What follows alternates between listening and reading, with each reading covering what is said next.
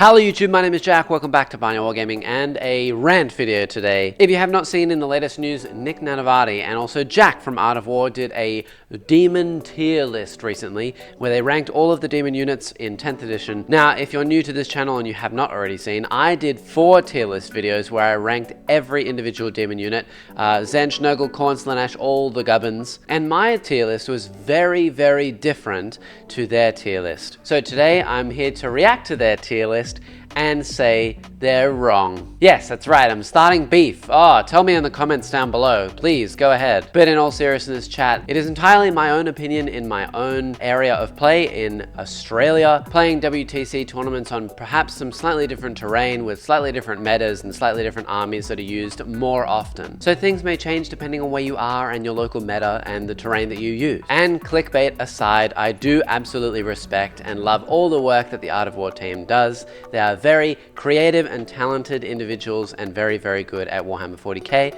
but for the purposes of arguing, I'm here to say they're wrong. Now, before we get in, don't forget to like, subscribe, do all the fun stuff. We stream 3 times a week, so if you want to catch any of those, please do drop by and say hello. And as for my credentials, I am a pretty decent Demon player here in Australia. I currently have about a 76% win rate with Demons in just tournament play after about 30 games. I've been playing Demons a lot in 10th edition, mainly Khorne and Nurgle, but I have dabbled in Tzeentch and Slaanesh as well. So let's go from the bottom row upwards, and then we'll eventually make our way to the top. I'm also not going to make this video super long either. I'm just going to pick the ones that I think are the worst offenders, the things that are totally wrong. Everything else, I'm not too fussed. First thing I noticed is these 2 units down here, Epidemius and Poxbringer. Poxbringer, fair enough, you know, he's not the best unit. I'd still put him probably in Valued Servant or Denizens of the Warp. He's the best character out of the 3 little Nurgle characters, the Scrivener, Poxbringer, and Bilepiper, being he causes battle shock at -1, he's super cheap,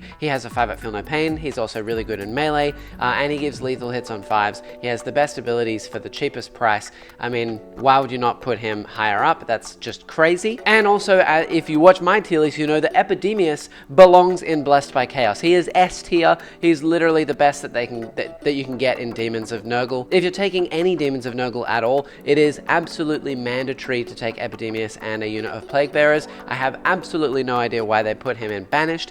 Nick, you are 100% wrong on this. He gives a unit 4 at invulnerable saves combined with reroll invulnerable save rolls of 1 is fantastic. Makes the unit super survivable when they get 6 at Feel No Pain next to a great and clean one. You can heal them. You can buff them with Rotigus for +1 damage. You can reroll all your wounds with flies as well. Epidemius is D6 +3 attacks, 5 -2, 2. That is an unbelievable profile for a character that is only like 80 points. He can give you command points as well. I mean, he is literally one of the best units in the Codex. Why did you put him at the bottom? Makes no sense. It's like you haven't even played him before. That's crazy. A couple of units in the Abominations of Chaos. I'm surprised to see these 2 down here. The Skullmaster is probably one of the better units in the Codex. I mean, I wouldn't put him at the absolute top. I'd put him at probably Valued Servant. His buffs that he gives to Blood Crushers are unbelievable. Battle Shock tests are amazing because then you can do Draft of Terror for rerolling all of your wounds in melee after you've attacked them, which is fantastic. He also has a Blade of Blood, which is really strong. He is a bit on the expensive side, so I wouldn't put him at Blessed by Chaos, but extra attacks, Blade of Blood, Battle Shock tests, it's really good. But Blue Horrors, personally, I mean, I put them at the absolute bottom, and I think that's because they're suffering from the fact that they can be used in other armies like T-Suns and things like that. Now, also a massive disclaimer, I didn't actually watch the entire 2 hours, or however long this video was that they did for their reaction of their tier list video. I did skip to the end. I didn't have enough time this week to watch the entire thing, and I'm doing a reaction video for this, so I didn't have time to watch the entire thing, but I'm assuming that they're also ranking their units based on their usability in other armies as well, like T-Suns or Death Guard or Chaos Knights, CSM, whatever it may be. And Blue Horrors, because they can be used in other things very easily, are a little bit on the pricey side at the moment, so I'd probably put them in Banished. I'm surprised to see them in Abomination of Chaos, but it is what it is. The next things I notice, I see a Flux Master and also a Skull Cannon down here. Now, the Skull Cannon Cannon should be in Blessed by Chaos. It's absolutely S tier. It's one of the best units in the Codex. It's only 105 points. It's 9 wounds with a 4 vulnerable save at T9. It's really annoying for people to kill with things like melter guns because they're also strength 9. It's not a vehicle. It's not a monster, so you don't get any anti against it, which is fantastic. It can hold points for you in the backfield. It's 3 OC, which is awesome. It's more than a Rhino, and it has a gun that inflicts battle shock. It's literally one of the best units in the entire book for its price. It has melee, it has a decent amount of shooting, and it can also be buffed by everything. It can get extra attacks from Scarbrand, the Rend Master can buff it as well. It's so good. It should be in Blessed by Chaos. The Flux Master should be probably a little bit higher up. I'd probably put him in Valued Servant. He makes a unit -1 to hit, which is invaluable because Pink Horrors, if you wipe their entire unit, they no longer split, so making a unit -1 to hit adds that extra layer of annoyance. He also makes the unit faster. He has a fantastic mechanic for causing automatic devastating wounds with his gun as well, which is just awesome. Very, very good unit for doing things like actions as well if you take him on his own. I have no idea why they ranked him so low. Moving along, we have Plague Drones. S tier, they should be in Blessed by Chaos. I have no idea why they're down this low. That's insane. They're only 120 points. Yes, they only have a 5 open vulnerable save, but they give your entire army essentially reroll wounds for free. They also move 10. They're toughness 8 with 5 wounds. They can have 6 that feel no pain. They're an incredibly annoying unit. They can screen, they can action. They have blast weapons that are good at killing Horde, like Termagants or things like that as well. They're just really, really good. They give essentially like a Great Unclean One or Rodigus with a devastating wound flamer, for example, reroll all wounds, which is unbelievably good. Your Great Unclean Ones are only strength 8 as well. Essentially, you get lethal hits on them, and then instead of wounding things on 5s, you're basically wounding everything in the game on 4s, if not 3s or 2s, because rerolling wounds gives you those additional chances. It makes them so much more powerful, especially Rodigus, because you have flat 4 damage on your attacks at AP3. You can buff him up to AP4 as well.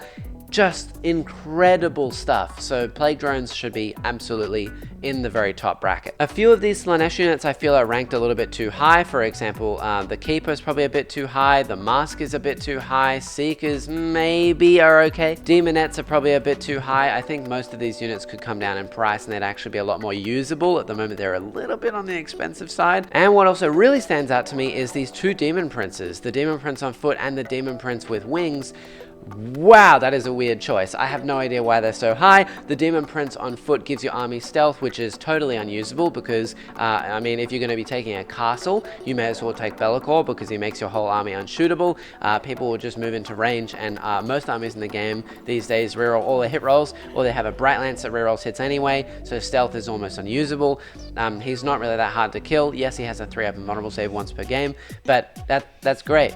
Good for you. Tank, shock, and grenade. You're still dead, and even if that doesn't kill you, he's not going to kill pretty much anything. He'll just sit there for a turn, and then in the next turn he'll die, and he's 200 points. Why?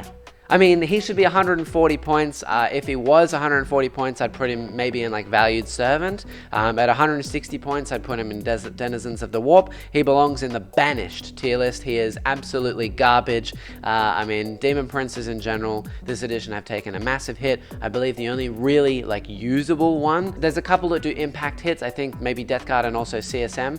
When they hit a unit, they deal mortal wounds depending on how much health they have left. That one is fantastic. The ones in the Demon Codex are terrible. Even the Demon Prince with wings, yes, you can buff him up and he can move really far. He can take relics and stuff like that as well. Yeah, sure. But he doesn't have any damage. I mean, even if he does get all of these sustained, devastating wounds, whatever, his ability, he's 195 points. And people can just one-shot him very easily. He's just like an annoying little tech piece that will sit in the corner. He's not lone operative, so as soon as anyone can see any part of him, he's dead. And he's 195 points. I mean, if he came down to like 160, 150, I'd use him. But banished, absolutely banished. This one's a bit weird. The Burning Chariot. Why is the Burning Chariot in Valued Servant? The only reason I can even imagine this would be in Valued Servant is if you're using them in things like Chaos Knights or if you're using them in T-Suns, because then I believe that would ignore cover for the rest of your army. I don't even know if it stacks with anything other than demons, but in pure demons, you would never run a Burning Chariot. Like, Rarely, ever. I mean, their ability is almost useless. They're 115 points, which is really expensive. They're only T8 with 9 wounds, very easy to kill, especially if you have melters lining up on it. And yeah, it's somewhat fast, but it has almost no damage output at all. Like, it rarely does any damage with its gun. And then in melee, it hits on 4s. It's very, very, very, very weak for its price. I just don't see it dealing any damage. I recently took 1 in my pure Zench shooting army, and it has done almost nothing for me. And it's 115 points. For that price, you may as well take a Skull Cannon, which is better, because it's harder to kill. It does an equal amount of damage in both shooting and melee, and it hits on 3s in melee, and also it causes Battle Shock, and it's cheaper. So why would you ever take a Burning Chariot? And yet, you somehow have ranked the Burning Chariot higher than the Skull Cannon. And the Skull Cannon can also stack buffs with things like Scarbrand and the Rendmaster, and the Burning Chariot cannot. So why is the Burning Chariot up here? I mean, if anything, this should be in the absolute banished tier list at the very bottom. The other thing that is weird to me is these 3 units. Why are these up here? Flamers of Zench have almost no stacking abilities whatsoever, and they're only strength 4.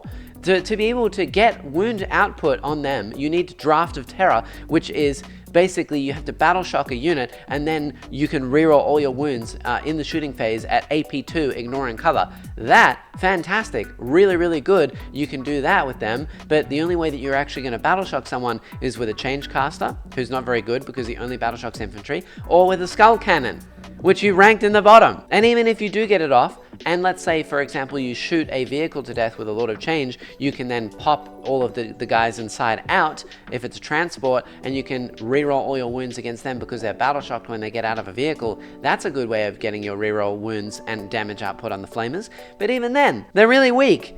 And you could argue that they are a very cheap unit for actions and things like that. They can fall back and shoot and charge or whatever they want to do. Yeah, cool, maybe. But you may as well take the plethora of other units that are available to you that deal damage in melee, are faster, and you know, can still do actions and things like that. I mean, Flesh Hounds are both cheaper and faster, and they have 10 wounds and feel no pain 3+ against psychic attacks. These guys are 9 wounds, so you're 1 less wound and you're paying more points, and they're slower. So I have no idea why you'd put them in Valiant Servant. If anything, they should be towards the bottom. Abomination of Chaos, maybe. Shalaxi is also really, really, really good if you're playing on the absolute bottom tables. If you're playing anywhere above the absolute bottom tables where you have any form of terrain and you're versing anyone that knows what a screen is, she's one of the worst units in the whole codex. She's 450 points. Yes, she one-shots anything and she has a little bit of shooting, but basically you're gonna get screened off the table. And then you'll die in 1 turn of shooting, and your opponent can just ignore you anyway. She's really fast, sure, but look, here's my screen of 10 guardsmen. Now what are you going to do? Demons in general have a problem with screens, but Shalaxi is one of the worst offenders because if you die, you lose 1/4 of your army. And you're packing so much damage into 1 nuclear missile that's just going to try and obliterate 1 target. Guess what your opponent's going to do? They're going to focus fire the heck out of Shalaxi and kill her in 1 turn. And if not, they're going to focus on screening her off the board while they kill the rest of your army. If she was 300 points, I'd put her in like maybe Blessed by Chaos or Valiant Servant. I think her rules need to change so that she's not so expensive because she just doesn't do anything. Now, as we get to Kairos over on this left side, I don't know why Kairos is ranked so high. I mean, he does have indirect fire. He's relatively cheap, I guess. I mean, he's probably ranked a little bit too high. I maybe put him in Denizens of the Warp. He doesn't do that much damage, but he does have Vect and he does give you your army CP back, so he's okay. Now, as we get to the top, most of these are totally warranted. I think this section here, all S tier units, they're fantastic, all Blessed by Chaos. The Changeling is a bit weird. I wouldn't put him that high. I'd probably put him down a bit lower. And the Lord of Change is also a bit strange. He's one of the only units in the army that has shooting. His shooting is good, but -1 to hit is the bane of his existence, and he's not that great. But the absolute worst offender here is Be'lakor. Nick, Jack, what are you doing, man? I mean, sure, if you're trying to teach new players that you can run an army that's a castle and you can put everything within range of Be'lakor, and you can use him to teleport around, and you want to play on the bottom tier tables and play with friends and have fun, yeah, take Be'lakor. If you want to go to the highest tier tables and you're playing on terrain with like WTC terrain with big blocking walls and things like that, Be'lakor is literally useless. He is literally the bottom of the barrel. He is the worst in the entire book. He is going straight not only down below banished, but he's going into, just perma banned. He is garbage. He's 350 points. The most damage you can deal in shooting is 12 wounds. That's it. He has no stacking abilities with any part of the army because he doesn't have any marks. He's not Zench, Khorne, Slanesh, whatever. The only thing that you can do is reverse buff him with debuffs, for example, like the Great and Clean One making an enemy unit -1 toughness. Then you can shoot them, or you can melee them with Be'lakor to give him some form of buff, and that is it. Yes, he gives Shadow, but guess what? You can also sticky an objective for Shadow, you have a Slimex for Shadow, you have a Skull Altar for Shadow, all cheaper options. You can hold midboard for Shadow, you can rapid ingress and then you don't need Shadow anyway.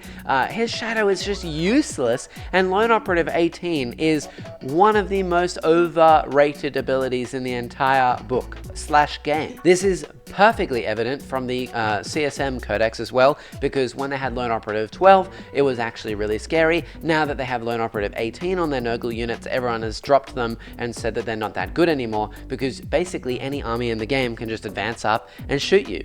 I mean, Bright Lancers, our vehicles move 14, we'll just shoot you with a Bright Lance. The entire Space Marine army can just advance and then shoot you anyway. If you want to play in the midboard and you want to take objectives and actually be useful, then you have to be within 18 inches of your opponent, which means that his aura is entirely useless. And in melee, he has no rerolls of any kind. So imagine that someone makes you -1 to hit, you only have 6 attacks, you're now only hitting 4 of them, you'll probably wound 3 of them, they'll pass 2 of their saves, maybe 1 of their saves, and you have swingy damage. I mean, I took him to an event once, and I spent 6 turns, 3 battle rounds in melee with a single Caladius Grav tank from Custodes, and it only has a 5-up invulnerable save. Yes, I had some bad luck, but that's not what a 350 point graded demon should be able to do. He is literally the bottom of the barrel. I cannot believe you are telling people to take Be'lakor. I mean, I know the entire community loves Be'lakor and puts him at the top of their army, but I'm telling you, internet, I mean, the people that have seen my videos, if you haven't gone to see the 75% win rate with demons, etc., go check out those videos, take the lists, report back to me. I can tell you now, Be'lakor is a trap.